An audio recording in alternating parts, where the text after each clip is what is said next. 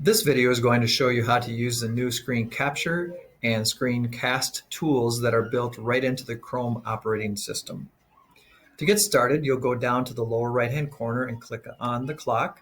Once you click on the clock, you'll click on the new screen capture area here. And then it's going to give you choices whether or not you want to take a screencast or a screenshot. Okay.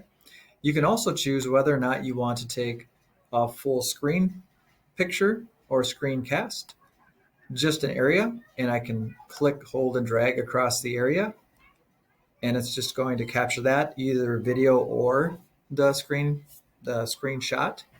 Or I can choose the window, and the window will be everything above the toolbar or the tray, so it's not going to show those icons on the bottom there.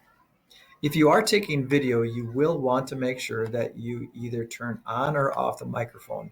By default, it's going to be off.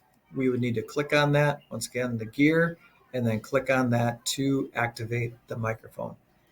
So I'm just going to take a screenshot here right now of the entire window. So I'm just going to float above the window and click.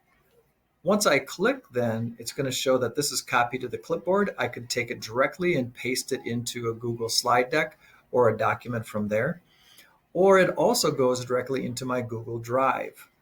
If it goes into my Google Drive, then I can go ahead and I can insert that into a Google slide deck. I can insert a screenshot into a Google Doc, or I could go ahead and upload that in Google Classroom.